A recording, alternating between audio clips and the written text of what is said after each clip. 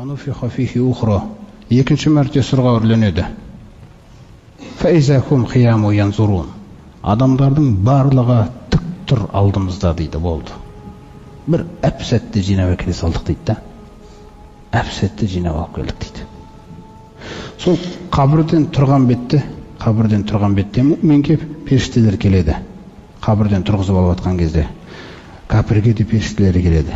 Рахым періштелер, азап періштелері да. Екеуінің келуі екі басқада. Мысалы, мүминдерге келетін періштелер нахну аулияукум фил хаяти дуния ва фил ахира. Біз сендердің достарыңбыз, дүниеде де дос болғанбыз сендерге. Көргенбіз сенің намаз оқып жылап жүргеніңді, қасыңда жүргенбіз. Сен бізді көрмегенсің, бірақ мен сені көргем деп айтады екен да.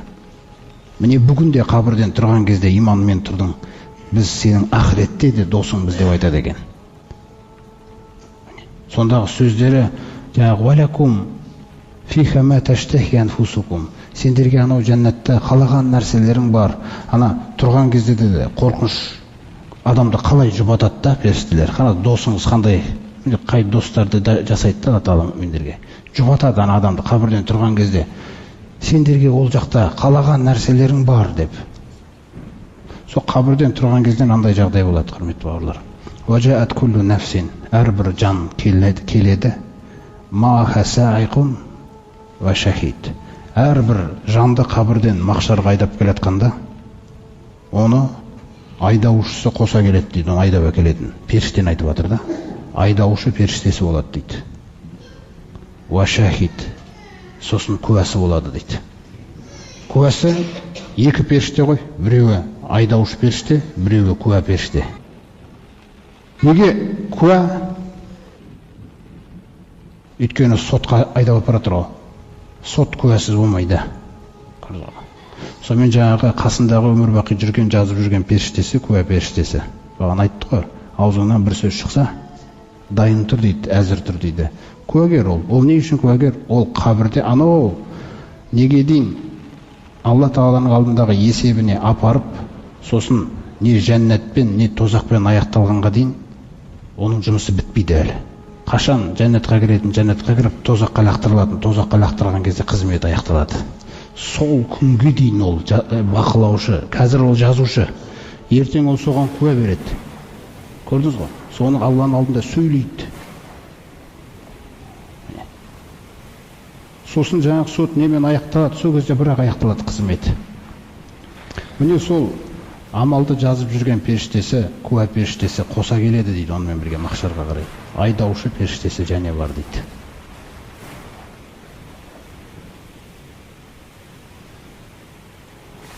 Сөйтіп, Аллах Тағала Зумар сүресінде бізге бір әдемі аяттарын түсіндіреді.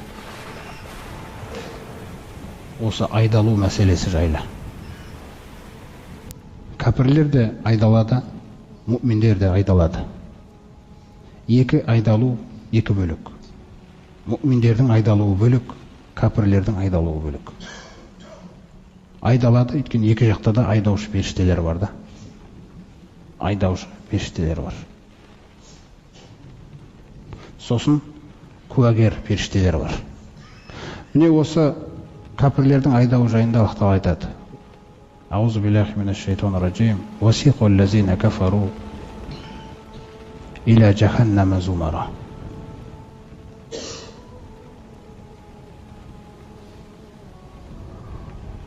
Сол күні кәпірлер қабірлерінен тұрған бетте жаханнамға қарай айдалады. Сол айдап әкелгеннен хатта иза жауха, жаханнамға қарай келген кездерінде футихат абу абуха. Өте қорқынышты сәттер, құрметті бауырлар. Адам ол күні қандай бір қателік күнә жасап нетсе де үміттеніп тұрады да, мысалы, үміт мүмкін кешіріледі деп. Кәпірлер де қатты үміттенеді ол күні. Мүмкін кешіреді Раббымыз. Аллах Тағала өте мейірімді, өте кешірімді, рахымды. Ана айдалып әкеле жатқан кезінде жаһаннамға қарай дейді. Ойлаңызшы. Сосын ана жаһаннам деген нәрседе аналар айдалып келе жатқанын көрген кезде есіктер ашыла қалады екен. Анау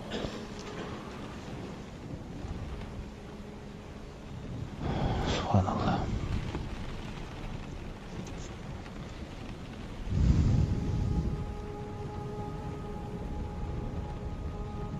Сол есіктер ашылғаннан кейін футихат абуабуха ва қала лахум хазанатуха. Тозаққа есіктер ашылған бетте тозақтың періштелері шығады алдарынан.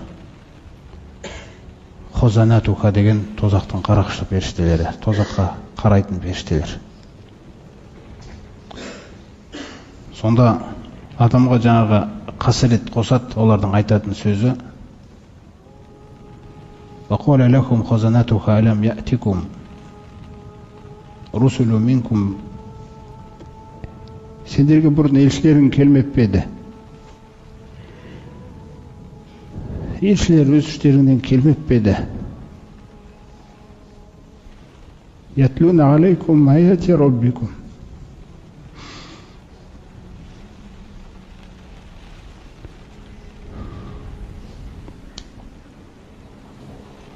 Өз іштеріңнен елшілерің келмеп пе еді? Раббыларыңның аяттарын оқымап пе еді сендерге? Қанша жыл өмір сүрдіңдер жердің бетінде?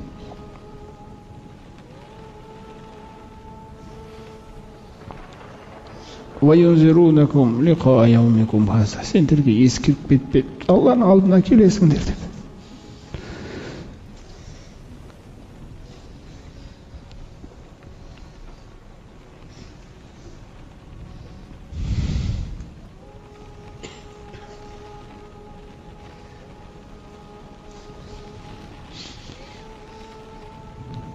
Раббыларыңның алдына келесіңдер деп ескертпеп пе еді?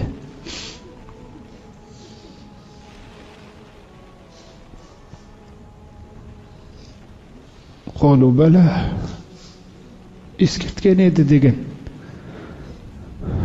Сондай жеңілген дауыстар шығады. Жеңілген, мойындаған, басқа бір аяттарда Алла айтқандай, Роббана абсорда, Раббымыз көзіміз жетіп тұр қазір. Қазір естіп тұрмыз біз. Тозақтың даусын да естіп тұрмыз. Фаржиғына Раббымыз қайтарышы бізді. Нағымел салих аламал істеп келейікші.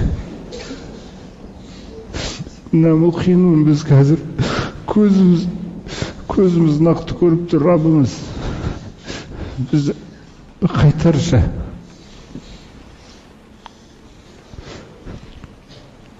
Сондағы Аллах Тағаланың сөзі әлемдердің Раббысы, өйткені оның хақысы берілмеді. Ихсау фиха. Тозақтың ішіне жоқ болып кетіңдер дейді. Көрінбеңдерші маған көзіме. Уәлә тукаллимуни. Сөйлемеңдер маған. Сөзсіз бүгін сендердің дауыстарыңды ешкім естімейді.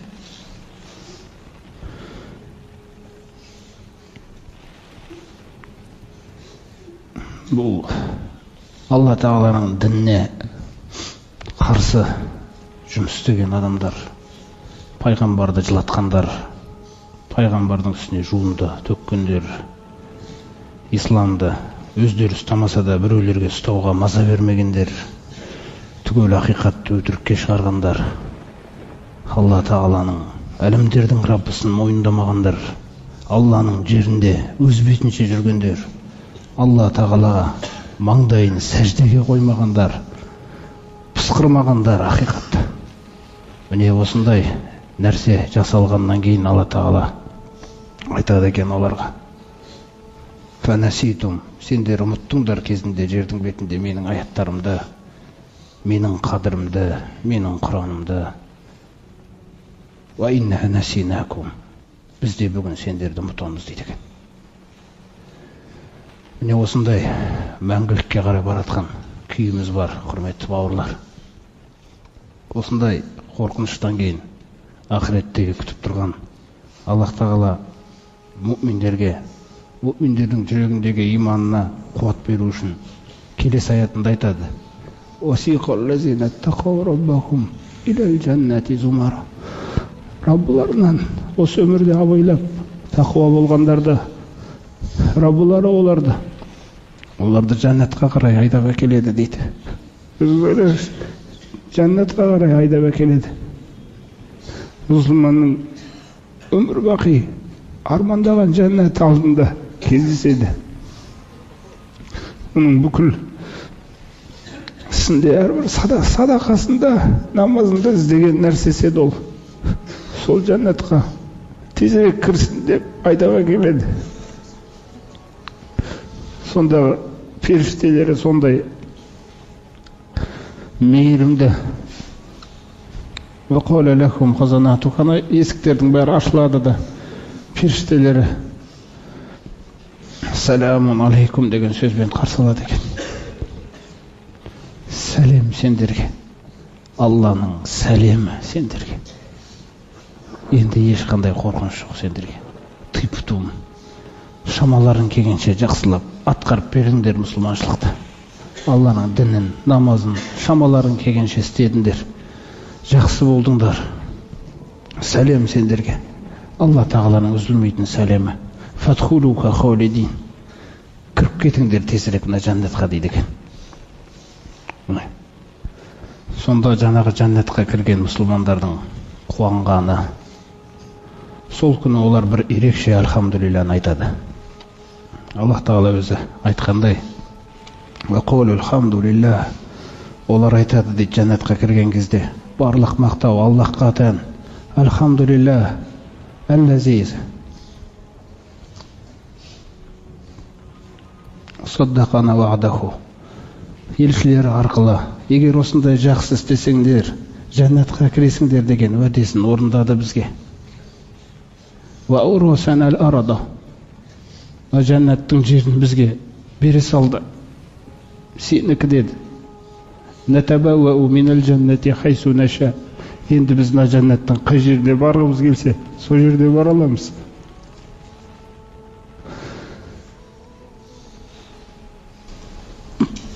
Аллах тағала айтады: «Фаниъма аджрул амилин». Имандарына амал негізгендердің, имандарына амал жасағандардың сауабы неткен жақсы еді дейді екен Атала. Сол кезде пайғамбарымыз саллаллаху алейхи айтқандай: «Ва иза адхалаллаху ахлал жаннати ал-жанна». Аллах тағала жаннаттықтарды жаннатқа кіргізгенде, «Ва адхалал ахлан нари ан-нара». Тозақтықтарды тозаққа кіргізген кезде, «Утия бил маути». Жаннаттықтар жаннатта, тозақтықтар тозақта болған кезде, екеуінің арасына бір ірге қойылады екен. Екі жаққа да көрінетін. Сөйтіп өлімді алып келеді дейді Алла тағала. Жаңа біз өлім туралы сөйледік қой. Өлім деген айттық қой, біз танымайтын жақтары да бар әлі деп. Аллах тағала өлімді алып келеді. Ол өлім Алла тағала жаратқан нәрсесі. Сол өлімді Аллах тағала кәпішан, қошқардың бейнесінде алып келеді дейді. Фаюдағу аля сури бәйна әхлил жаннати вән әхлин нари. Жаңағы тозақтықтар мен жаннаттықтардың арасын бөгелеп тұрған іргенің үстіне кеп қойылады дейді бүйтіп. Сол кезде мүминдердің де әлі жаннатқа кірген беті, тозақтықтардың тозаққа кірген беті. Сөйтіп Аллах тағаланың даусы мен жаңа бір періште бұйрық береді: «Я ахлал жанна». Ей жаннаттықтар! Фаятталиғуна хаифина важилина ан юхраджу мин маканихим аллазихум фихи. Ей жаннаттықтар деген кезде жаннаттықтар қатты қорқып кетеді дейді. Кірген бет қой жаннатқа. кірген бетінде қатты қорқып кетеді. Үрей жүректерінде мына орнымыздан шығарып жіберейін деп тұрған жоқ па екен деген ойға кетеді дейді. Қараңыздар, мұъминдердің қорқатын нәрсесі неде? Қанша амал істесе де, тіпті жәннатқа кірген беті болса да, әлі де өзін, мұъмин деген адам жүрегіне қараңыздаршы, әлі де өзін лайықсыз санайтын адам екен ғой. Алланың рахымы, кешіріңіз, өзін лайықсыз көретін адам екен ғой әлі де. Сонда жәннаттан шығарып жібергелі шақырып атқан жоқ па екен деп ойлайды, қорқып кетеді дейді. Одан кейін айтады: "Сума юқулу я ахлан-нар", ей тозақтықтар деп дауысталады. Фаятталигуна, тозақтықтар жаңағы дауысты естіген кезде барлығы қарай қалады да, мустабширин, олар қуана бастайды дейді. Фарихина ан юхраджу мин маканихим аллази хум фихи, олардың жүрегін қараңыздар, әбден өздерін жақсы көріп қалған осы өмірде. Әбден олардың ойларындағындай ана дауысты естіген кезде бізді бұл жерде мүмкін шығаратын шығар, сол үшін шақырып атқан шығар деп қуанады дейді. Сосын екі жаққа да дауыс айтылады. Я ахлал жанна, ей жәннаттықтар, ей тозақтықтар, атағрифуна хаза, мынаны білесіңдер ме не нәрсе екендігін дейді. Акуллукум қадыр аху, барлығы көрді дейді оны. Содан барлығы айтады дейді. Хуал мауту, бұл өлім ғой деп. Қошқар тұрған жерде. Өлімді қошқардың бейнесінде алып келеді дейді Алла Тағала пайғамбарымыз. Файумару бихи, сөйтіп періштелерге бұйрық беріледі. Қошқар жаңағы іргенің үстінде жамбасынан жатқызылады дейді. Фаюджағу, фаюзбаху забхан, сол жерде бірден бауыздалады дейді. Сол бірден бауыздалғаннан кейін Алла Тағаланың бір періштесі дауыстайды. Я ахлал жанна, ей жәннаттықтар, хулудун фима таджидуна, андағы орындарыңда мәңгі қаласыңдар. Міне, қаласыр. Ла маута фиха абадан, енді өлім деген нәрсе жоқ ешқашан. Сосын тозақтықтарға бір дауыстап айтады екен. Я ахланнар, ей тозақтықтар, хулудун фима таджидуна, әлгі орындарыңда мәңгі қаласыңдар. Ла маута фихи абадан, енді өлім жоқ. Сол сөзді естіген кезде фаяфрахуна ахлул жаннати фарахан иля фарахихим, жәннаттықтар қуаныштардың үстіне қуаныш қосылып қуанады дейді. Ваяздаду ахлун нари хузнан иля хузнихим, ал тозақтықтар қайғыларының үстіне қайғы қосып.